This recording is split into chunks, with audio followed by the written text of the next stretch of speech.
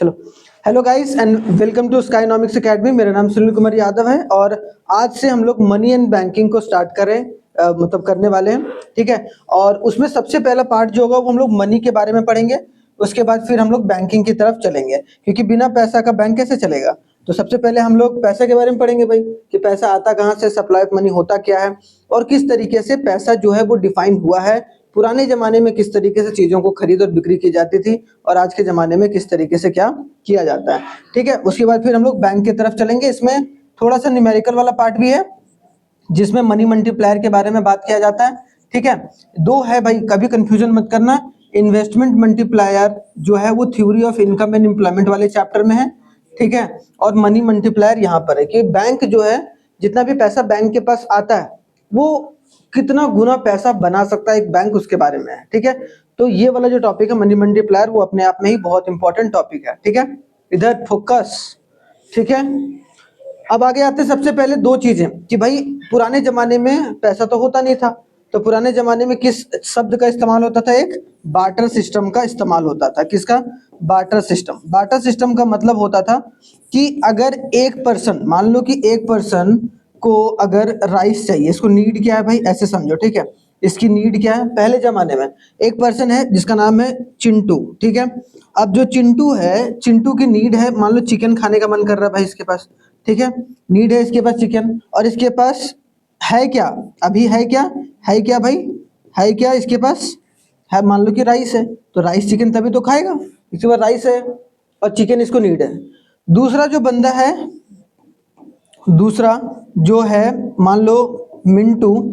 ठीक है, मिंटू, उसके पास चिकन है। क्या है? चिकन है। ठीक है, उसके पास है क्या भाई? चिकन है, और उसको नीड क्या है? नीड है राइस। ठीक है, नीड है राइस। अब यहाँ समझ में आएगा कि भाई अब इसको ये नहीं पता है कि इसके पास ये है, और इसको ये नहीं पता है कि इसके पास ये है। तो इस चिंटू को चिंता हो गई भाई कि हम चिकन भात या मुर्गा भात खाएंगे कैसे, जब मेरे पास मुर्गा ही नहीं है। ठीक है, तो इसका मतलब ये मुर्गी, जो भी बोल लो। ठीक है, तो एक तरीके से ये उस बंदे को ढूंढता था पहले जिसके पास चिकन है और जिसको चावल चाहिए।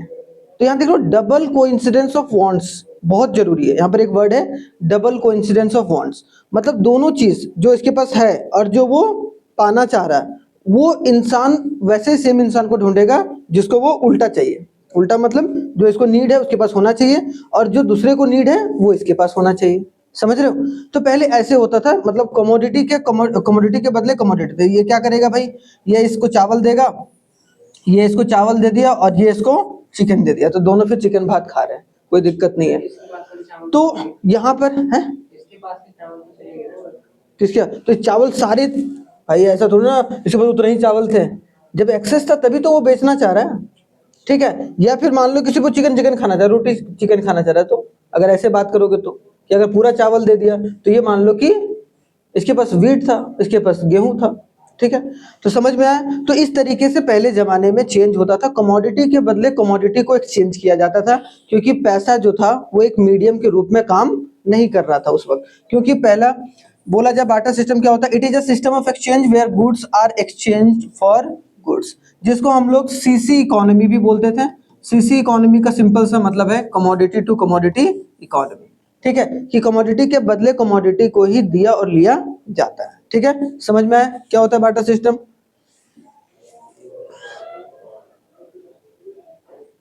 क्या होता है भाई?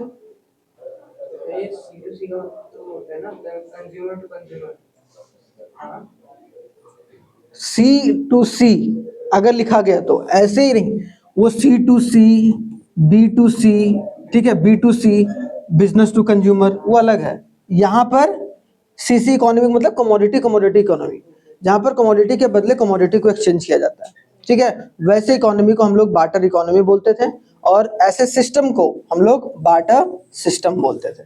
It is also known as CC economy which implies that commodity is exchange for commodity, कि कमोडिटी के बदले कमोडिटी को ही एक्सचेंज किया जा सकता है, उसके अलावा दूसरा कोई उपाय नहीं है। इसमें दिक्कत क्या आता था? अभी हमने देखा कि हमें वैसे इंसान को ढूंढना पड़ता था। सबसे ज्यादा दिक्कत डबल कोइंसिडेंस ऑफ वांट्स, कि जो चीज हमें चाहिए वो उसके पास होना चाहिए, और जो मेरे पास है वो उसे नीड होनी चाहिए। मतलब दोनों चीजों की जरूरत होती थी। तो जिसके वजह से सबसे पहला बोला गया कि lack of double coincidence of funds. तो उस इंसान को ढूंढना बहुत कठिन होता था, उसमें टाइम बर्बाद होता था, बहुत सारी चीजें होती थी जो कि एक तरीके से अच्छी बात नहीं थी। तो यहाँ पर ड्रॉबैक्स का मतलब कुछ कमियां थी हमारे सिस्टम ऑफ एक्सचेंज में। तो सबसे पहले थी डबल कोइंसिडेंस ऑफ फंड्स। दूसरा है कॉमन मेजर्स ऑफ वैल्यू, एक कॉमन मेजर नहीं था। आज क्या है, रुपया है भाई, तो भाई चलो इस प्रोडक्ट का एक कॉमन मेजर से क्या कि ये 5 रुपया मिल रहा है या 10 रुपये में, एक रुपया के रूप में हमने एक कॉमन करेंसी के रूप में इसको एक्सचेंज कर सकते हैं, मतलब उसकी कहीं ना कहीं वैल्यू है। ठीक है। तीसरा क्या है, lack of store of value, value को स्टोर नहीं कर सकते थे हम लोग। मान लो अनाज वगैरह को स्टोर करना बहुत कठिन होता था, और ऐसा नहीं कि इस साल हमने अनाज अगर स्टोर करा तो अगले साल वो उसी दाम पर बिकेगा कि नहीं बिकेगा, है कि नहीं, बहुत सारी प्रॉब्लम आती थी। लेकिन जब मनी आया तो मनी आने के बाद क्या हुआ, आप 100 रुपये आज बैंक में रखो, अगले साल भी 100 रुपये ही रहेगा, अगर इंटरेस्ट लग रहा है तो वो बढ़ जाएगा। ठीक है, लेकिन वो कम नहीं होगा 100 रुपये से, होगा नहीं होगा, सिंपल सी बात है। फिर फोर्थ क्या है, lack of standard of deferred payment. ये दोनों सब ना बहुत इंपॉर्टेंट है जो कि आपको याद रखना है, एक ये वाला और एक ये वाला, दोनों एक ड्रॉबैक था। डिफर्ड पेमेंट का मतलब ही होता है, डिफर्ड मतलब होता है फ्यूचर पेमेंट। ठीक है, इसको क्या बोलते हैं, फ्यूचर पेमेंट करने में बहुत परेशानी आता था। जैसे मान लो एक इंसान है श्याम, ठीक है, एक इंसान है, कौन भाई, श्याम। अब श्याम को मान लो किसी व्यक्ति से उसने काऊ लिया, गाय लिया, अब उस गाय के बदले वो कितना धान दे, धान का मतलब पैडी, या फिर मान लो कि कितना राइस दे, वो एक तरीके से प्रॉपर पता नहीं चल पाता था, है कि नहीं, प्रॉपर पता नहीं चल पाता था। आज क्या है, आज आप 10 लाख रुपए गाड़ी लो, आपको पूरा बैंक कैलकुलेट करके दे देगा कि आपको हर महीने कितने साल तक कितना रुपया देना है। लेकिन वहां पर ये नहीं पता चल पा रहा था कि काऊ के एक गाय के बदले जो जो साहूकार होता था वो अगर गाय देता था तो किसानों से पूरा साल का अनाज ही ले लेता था। तो फिक्स वैल्यू नहीं था ना, जिसकी वजह से वो लूटपाट होती थी उन लोगों के द्वारा, ठीक है, लैंडलॉर्ड्स के द्वारा। तो जब पैसा आया तो इन सब सारी चीजों के, इन सब सारी झंझटों से दूर हम लोगों ने, या फिर इसको हमने एक तरीके से संभाला, या फिर इससे हमने निजात पाया। ठीक है, सिंपल सी बात है, इंपॉर्टेंट है। उसके बाद लैक ऑफ डिविजिबिलिटी, डिवाइड नहीं कर सकते हो। डिवाइड मतलब कि अगर 1 किलो आपको, मान लो कि 1 किलो तो होता ही नहीं था पहले, अगर मान लो कि कुछ 1 मुट्ठी या 4 मुट्ठी या फिर 1 मग अगर हमने चावल दिया तो 1 मग जो है हम लोग पल्स ले लेते थे, तो डिविजिबिलिटी नहीं था ना, डिवाइड शानदार तरीके से हम लोग नहीं कर सकते थे। वैसे जनरली इससे रिलेटेड है, लैक ऑफ डिफर्ड पेमेंट से ही। तो हमें क्या समझ में आ गया कि बहुत सारी कमियां थी किसमें, बार्टर सिस्टम में, जिसके वजह से मनी को आना आवश्यक हो गया। ठीक है, नहीं बोलते जब जब पाप आता है तब तक कोई ना कोई निकल के आता है, तो पाप होने के बाद जब बहुत सारे लोगों ने पाप किया ही होगा भाई, क्योंकि इसका एक तरीके से दुष्परिणाम, दुष्परिणाम ज्यादा हिंदी हो गया, मतलब इसका जो बैड इफेक्ट पड़ा सोसाइटी पर, बहुत गलत तरीके से पड़ता था। और जो बड़े बड़े लोग थे वो छोटे छोटे लोगों का जो जमीन थे वो भी एक तरीके से छीन के ले जाते थे, है कि नहीं, या थोड़े बहुत कहीं काम करते थे उन लोगों से ज्यादा काम कराते थे, कम उन लोगों को मेहनताना देते थे। ठीक है, लेकिन जब पैसा आया तो इन सब सारी परेशानी को थोड़ा सा निजात मिला भाई। उसमें सबसे पहले मनी क्या काम करने लगा, मीडियम का मतलब जैसे मान लो कि तुम्हारे पास, मान लो कि एप्पल है, ठीक है भाई, एप्पल है, रहने दो, ठीक है, और इसके पास जो है मान लो कि लीची है, ठीक है, क्या है, लीची है। अब इसे लीची चाहिए, इसे एप्पल चाहिए, तो अब इसे एक्सचेंज करने की जरूरत नहीं है। अब बीच में एक पहाड़ आ गया जो कि रुपया, कि 1 kg, मान लो कि 1 kg जो एप्पल का दाम है वो 50 रुपया है, ठीक है, और 1 kg लीची का दाम मान लो 70 रुपया। तो ये दोनों कहाँ पहुंचा, बाजार पहुंचा, मार्केट पहुंचा। मार्केट हम लोग वैसे जगह को बोलते हैं जहां पर कमोडिटी को बेचा और खरीदा जाता हो, a place where producer and consumer meets to exchange their goods. और वो एक्सचेंज कैसे करेंगे, एक मीडियम के तहत। अब वो मीडियम कौन होगा, मनी।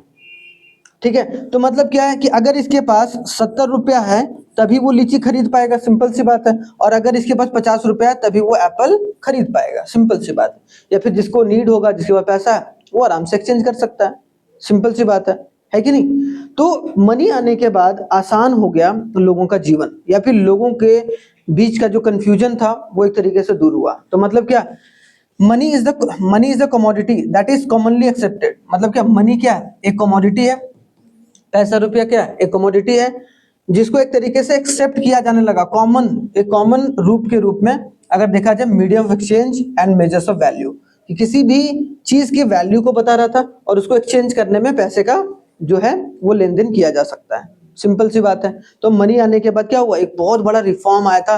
अगर बोला जाए ह्यूमन इवोल्यूशन को अगर देखा जाए तो, कि इंसानों का जो जीने का तरीका है, और आज देखो पैसा ही सब कुछ है। जिसके पास पैसा नहीं है वो ठन ठन गोपाल है, ठीक है, समझो, उसका कोई वैल्यू नहीं, इज्जत नहीं है, ऐसी बात नहीं है।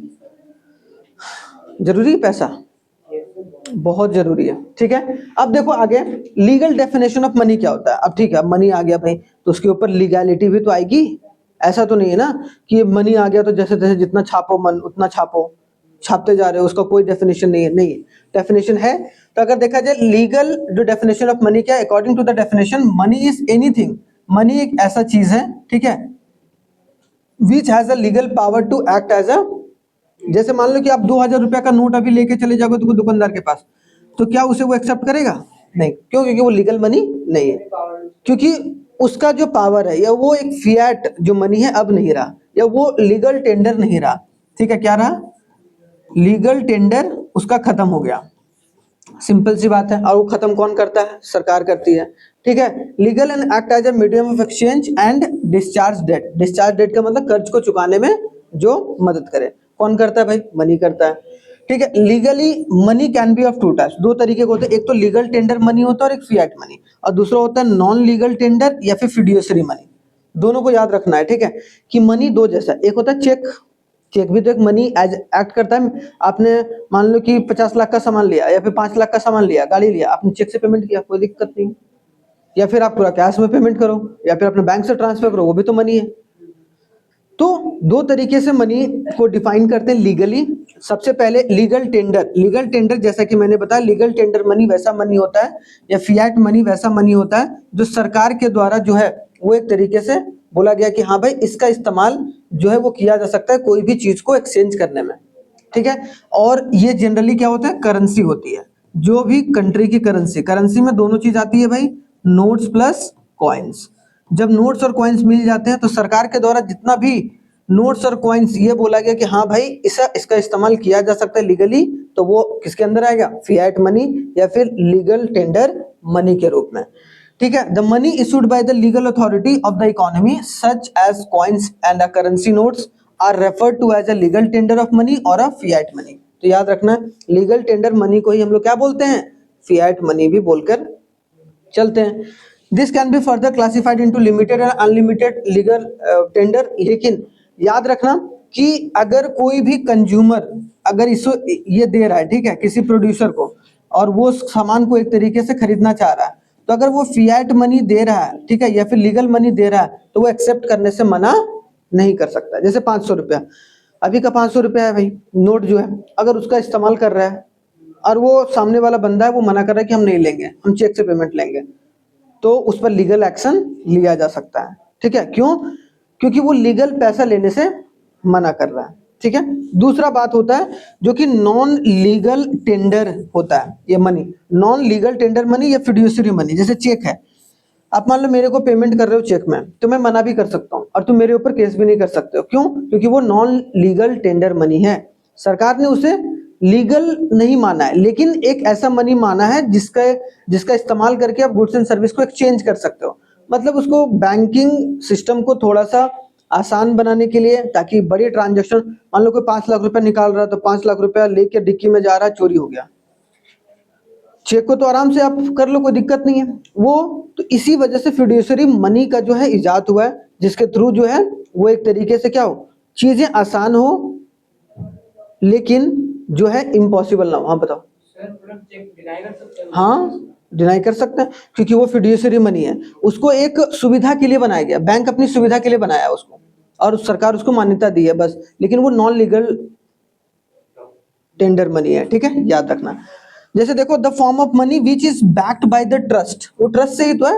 हमने आपको चेक दिया, मान लो मैंने 8,000 का चेक दिया, तुमने 80,000 का चेक बना दिया, तो वो फॉर्जरी हो गया, ठीक है, वो समझ रहे हो, वो फॉरफिटिंग कर रहे हो, तो दिक्कत है। टू पार्टीज, ये दो पार्टी के बीच में कौन सा? पेयर और पेई। पेयर जो पे कर रहा है और पेई जो एक्सेप्ट कर रहा है, ठीक है, याद करना। Is termed as a fiduciary, जो एक तरीके से fiduciary money. Cheques issued by one party to the another, promissory note हो गया, जैसे अभी आगे चलकर हम लोग पढ़ेंगे प्रॉमिसरी नोट। तो उन सब सारी चीजों को अगर देखा जाए तो वो सब सारा हमारा क्या हो गया, कौन सा है, नॉन लीगल टेंडर मनी है या फिर फिड्यूशियरी मनी है। ये ज्यादा याद रखना, फिड्यूशियरी और फिएट मनी।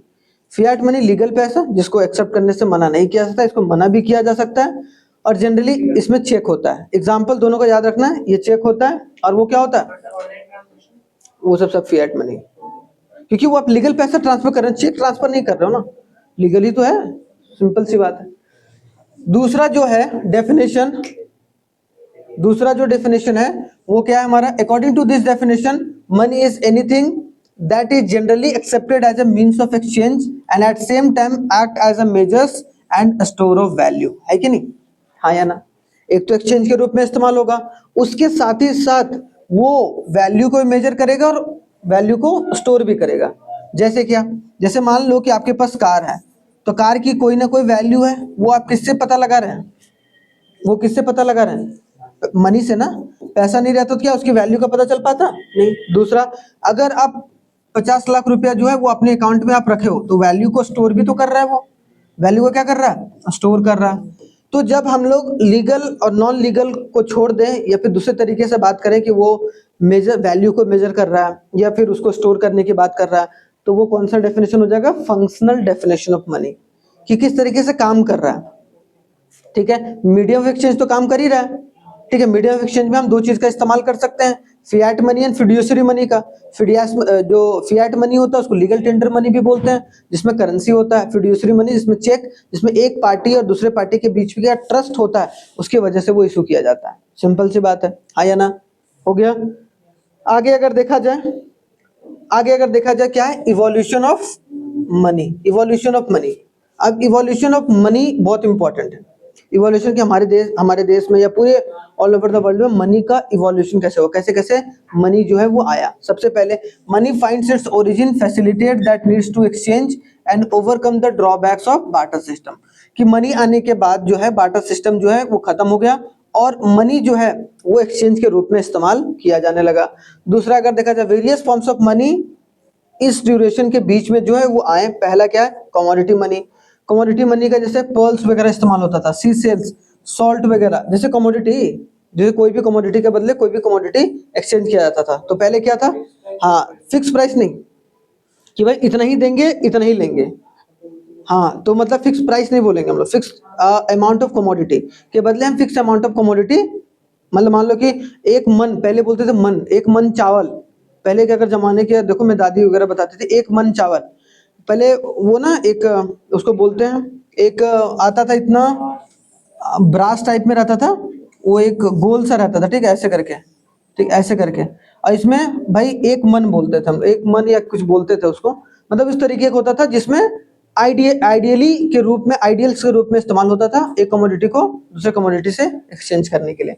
उसके बाद धीरे धीरे जो है वो चीजें आई, फिर मेटालिक मनी आया। मेटालिक मतलब गोल्ड कॉइन्स आए, जो आपको राजा महाराजाओं के समय में देखने को मिलेगा, सिल्वर कॉइन, फिर कॉपर। तो ये सब आने के बाद क्या हुआ, हमारे देश जो सोने की चिड़िया हुआ करती थी, आज झुनझुने की चिड़िया हो गई है। हाँ, यही हो गया, हमारा सब सोना लेके भाग गया, भयंकर। कौन भाग गया, ब्रिटिश भाग गया। तो सोचो, कमोडिटी मनी के बाद या कमोडिटी वैल्यू के बाद हमारे पास क्या देखने को मिलेगा, ठीक है, मेटालिक मनी, जहां पर मेटल्स का इस्तेमाल किया जाता था। यहाँ पर भी दो तरीके का होता था भाई। अगर मेटालिक मनी, एक तो होता था फुल बॉडीड मनी, ठीक है, और एक होता था टोकन कॉइन्स। याद रखना, फुल बॉडीड मनी क्या होता है, the value of commodity is equal to the value of money. मतलब जितना सिक्के का दाम है, ठीक है, उतना ही एक तरीके से उसकी वैल्यू है। मतलब सिंपल सी बात, जैसे मान लो एक सिक्के में 50 रुपए लिखा हुआ है, तो जो इसकी कमोडिटी, अगर इस कमोडिटी को कोई बेचे मार्केट में, तब भी 50 रुपए ही मिलेगा, और अगर यही सिक्का को किसी दूसरे को दे तब भी 50 रुपए मिलेगा। वही तो बोल रहा हूँ, गला के बेचा, इसका मतलब कमोडिटी, वैल्यू ऑफ कमोडिटी, इस कमोडिटी को गला के बेच रहा है तब भी उसको 50 रुपया ही मिल रहा है, और इस कॉइन को अगर इस्तेमाल कर रहा है वो, तब भी 50 रुपया ही।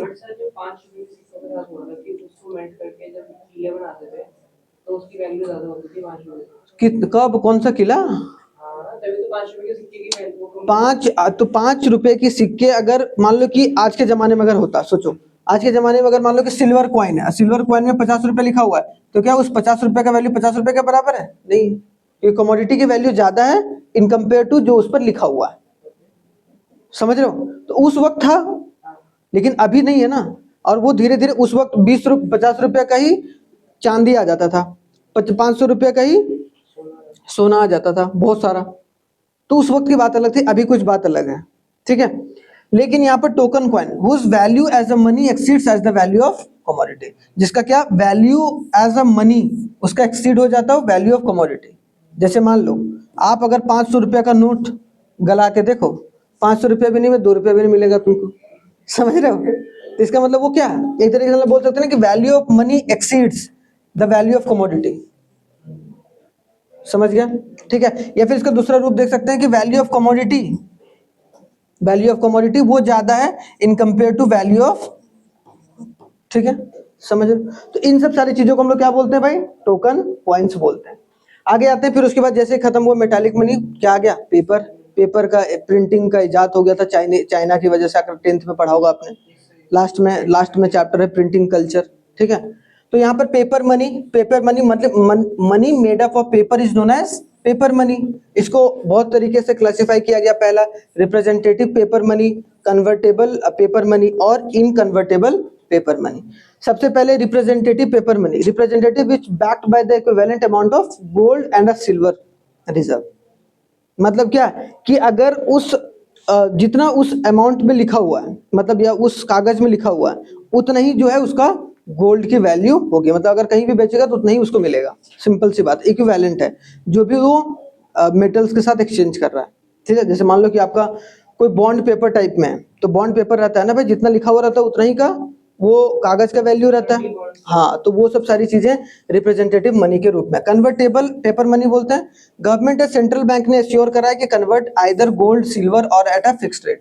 जैसे कि आप एफडी कराते हो, तो एफडी कराते हो तो आपको क्या मिलता है भाई? पेपर मिलता है, जिसमें सरकार के द्वारा ये बात लिखी गई है। सिंपल सी बात है, इतने पैसे इतने समय के जमा करें, इतना आपको मिलने वाला है। सिंपल सी बात है। और इसमें आप बोलोगे सर इसमें क्या अंतर है? ये रिप्रेजेंटेटिव मनी, जैसे कि आप बोल सकते हो एक तरीके से, जैसे जमीन का पेपर, जमीन का पेपर का दाम है, जमीन का दाम नहीं है। जमीन का दाम है क्या? हाँ, कैसे? जब अगर जमीन का पेपर नहीं तुम्हारे पास, तो फिर तुम बेच सकते हो उसको। वो पेपर नष्ट हो गया। नष्ट कैसे हो जाएगा? नष्ट नष्ट बोल रहा है। हाँ बोलो। जमीन की वैल्यू तो उतनी ही रहेगी। जमीन की वैल्यू की बात अलग, मतलब उस जमीन की वैल्यू किस पर डिपेंड कर रही है? पेपर होल्डर जो है ना, उसके पास से जमीन की वैल्यू चली जाएगी, बट सरकार उसको दी। अब वो अपने हिसाब से तो कर सकती है, लेकिन उस जमीन का वैल्यू तभी तक है जब उस पेपर है। मान लो कोई गाड़ी का पेपर है ही नहीं, तुम्हारे पास जाकर मार्केट में बेच के दिखाओ, वो अलग बात है कि चोरी चकारी से बेच दो, लेकिन वो लीगल नहीं है ना। वैसे तो बहुत काम कर सकते हैं। हाँ हाँ, वो बिक जाएगी, लेकिन एक तरीके से वो वैल्यू नहीं मिलेगा ना जितना वैल्यू मिलना चाहिए। Inconvertible paper money for which the government does not give any assurance for the conversion into a gold. वैसे बहुत सारे पेपर हैं जिसको एक तरीके से गोल्ड वगैरह आप नहीं खरीद सकते वो सब पेपर से, तो वैसे पेपर को हम लोग क्या बोलेंगे? जैसे मान लो कि अगर आपके पास गए कहाँ पर,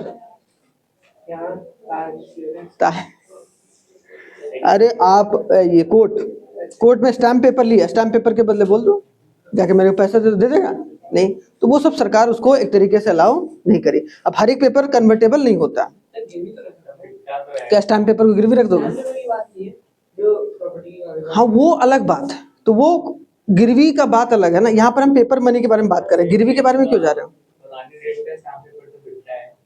अरे वो तो लोग शौक से खरीदते हैं, वो जरूरी थोड़ा ना। एंटी, अब मान लो पुराने जमाने का हीरा, मतलब हिरन की चमड़ी से बना हुआ, मान लो किसी के पास बंदूक है, तो वो सब कितने दामों में बिकता है? वो एंटिक चीजें हैं। अब जैसे पुराना अगर कॉइन मिल जाए तो तुम बहुत उसको मार्केट में नहीं बेचोगे ना भाई, वो एक यूनिक पीस के रूप में आपके पास रखा रहेगा। उसके लिए बहुत सारे लोगों को यूनिक पीसेस को कलेक्ट करने का शौक होता है। जैसे कि म्यूजियम के बहुत सारी चीजों का क्या होता है, क्या बोलते हैं उसको? ऑक्शन। ठीक है, जब किसी को खरीदना, जैसे पेंटिंग का ऑक्शन होता है, सेम उसी तरीके से पेपर मनी समझ में आ गया। उसके बाद क्या आया भाई हमारे पास? क्रेडिट मनी आया। उसके बाद हमारा क्या हुआ? Plastic money. Credit money it refers to the bank deposit with a bank, है कि नहीं। जो एक पर्सन अपनी डिपॉजिट, उसको 50,000 रुपये रखना था, वो कहाँ डिपॉजिट किया, बैंक में जाकर डिपॉजिट किया, और उसको कभी भी वो क्या कर सकता है, which are withdrawal through a cheque, जिसको चेक के थ्रू हम लोग विड्रॉ कर सकते हैं, या फिर वैसे विड्रॉ कर सकते हैं। चेक मतलब एक पेपर नहीं, हमेशा उधारी के चक्कर में क्यों रहते हो। क्रेडिट मनी का मतलब ये है कि आपने अपने पैसों को क्रेडिट करा है, कहाँ करा है, और उसको कभी भी आप अपने हिसाब से विड्रॉ कर सकते हैं, that is called the credit money. ठीक है, अगर सिर्फ क्रेडिट लिखा रहता सब तो बात अलग रहती। ठीक है, यहाँ क्रेडिट मनी है। ठीक है, प्लास्टिक मनी, अब बोलो सर प्लास्टिक, बोलो। हाँ, जो भी क्रेडिट कार्ड्स और डेबिट कार्ड्स होते हैं उसको हम लोग क्या बोलते हैं, प्लास्टिक मनी के रूप में इस्तेमाल। क्यों, क्योंकि वो आया ना उसके बाद ही। ई मनी कैसे, इलेक्ट्रॉनिक मनी, वो जरूरी थोड़ी ना, इलेक्ट्रॉनिक का थोड़ा ना, वो तो प्लास्टिक, उसमें एक चिप लगा हुआ है। इलेक्ट्रॉनिक सिम, ई सिम और ये फिजिकल सिम में दोनों में अंतर नहीं। प्लास्टिक सिम है जो अभी हम लोग इस्तेमाल करते हैं, अभी आने वाले सिम में ई सिम आ जाएगा, इलेक्ट्रॉनिक सिम, मतलब वो मोबाइल में ही सिम अपने आप ही अपडेट हो जाएगा। है, प्लास्टिक से बना हुआ है ना भाई, इसीलिए प्लास्टिक मनी। ठीक है, आगे आ जाओ फंक्शंस ऑफ मनी। ठीक है, ये देखेंगे, हमें समझ में आ गया। अब आगे आते हैं functions of money. Money plays a major role in everyone's life and the in the present era we can not function without the use of money in its one form और द अदर। कोई भी तरीके का form हो, लेकिन अगर पैसा है, बिना पैसा का आपका जीवन कठिन होने वाला है। ठीक है, बहुत कठिन। आप चिल्लाएंगे, चीखेंगे, आपको कोई 1 रुपया भीख नहीं देगा अगर आप नहीं पढ़ोगे तो। ठीक है, इसीलिए अगर आपको ये मौका मिला है पढ़ाई का तो आप लोग पढ़ लो, नहीं तो फिर भिखारी मुझे अच्छा नहीं लगेंगे आप लोग, बिल्कुल नहीं। हाँ, तो जैसा हरकत है वैसे भिखारी वाला ही है। ठीक है, देखो छोड़ो, हटाओ, रहने दो। अब देखो primary functions of money, 2 function, primary function और सेकेंडरी फंक्शन। ठीक है, मनी का 2 फंक्शन होता है, प्राइमरी फंक्शन और एक तीसरा भी होता है कॉन्टिंजेंट फंक्शन। ठीक है, देखते हैं क्या होता है। कॉन्टिंजेंट तुम्हारे में नहीं होगा। प्राइमरी फंक्शंस ऑफ मनी क्या होता है भाई, this includes those function which are primarily and any currency is expected to perform by eliminating the problem of barter system. जैसे कि मीडियम ऑफ एक्सचेंज के रूप में काम करना, या यूनिट ऑफ अकाउंट, मतलब हर एक यूनिट के रूप में 1 केजी का दाम कितना होगा, 2 केजी का दाम कितना होगा, उसका मतलब एक यूनिट के रूप में उसका प्राइस डिफाइन करना किसका काम है। हाँ, ये दोनों पहला काम है मनी का, प्राइमरी काम। मनी बोलते हैं कि तुम्हारा प्राइमरी काम क्या है, as a student you have to study, बस। अब ये थोड़ा ना कि आप जब जैसे घर का पोछा लगा रहे हो तो वो अलग बात है, टाइम पास करने के लिए आप ऐसे से नाखून ऐसे से खजवा रहे हो, खजवाने से कुछ नहीं होगा, समझ लो। खुजली नहीं करनी है, ठीक है, पढ़ाई करनी है। और दिमाग में खुजली करो तो अच्छी बात है, कहीं और खुजली नहीं करनी है। ठीक है, नहीं तो पता चला कि दवाई खानी पड़ेगी फिर। इसीलिए दिमाग बहुत जरूरी है। सेकेंडरी फंक्शन में देखो 2 चीजें, स्टोर ऑफ वैल्यू और स्टैंडर्ड ऑफ डेफर्ड पेमेंट, कि वो सब होने के बाद उसका इस्तेमाल जो है वो एक तरीके से स्टार्ट होता है मनी का। पहला एक तरीके से क्या हो गया, स्टोर ऑफ वैल्यू बता रखा है, और standard of deferred payment. Contingent function ISC में, सीबीएसई में नहीं है। ठीक है, तो याद रखना है प्राइमरी फंक्शन क्या होता है, यूनिट ऑफ अकाउंट और मीडियम ऑफ एक्सचेंज 2, और सेकेंडरी फंक्शन ऑफ मनी क्या है भाई, store of value and standard of deferred payment, मतलब जिसको हम लोग फ्यूचर में पेमेंट करने के लिए जिसका इस्तेमाल कर सकते हैं। ठीक है, कोई दिक्कत, कोई परेशानी? ठीक है, चलते हैं अब इसको विराम करते हैं। कल जो होगा वो हम लोग मनी सप्लाई के बारे में पढ़ेंगे, स्टार्टिंग वहीं से करेंगे, M1, M2, M3, M4। लेकिन आपके सिलेबस में सिर्फ M1 है, मैं M2, M3 ये तीनों पढ़ाऊंगा। क्यों, क्योंकि ये CUT वगैरह में पूछा जाता है, बाकी आपके एग्जाम में यहाँ से क्वेश्चन नहीं आएगा। ठीक है, समझ के चलना है। चलिए, थैंक यू वेरी मच, जय हिंद, मिलते हैं नेक्स्ट क्लास में, तब तक आप लोग अपना बहुत बहुत ख्याल रखिएगा।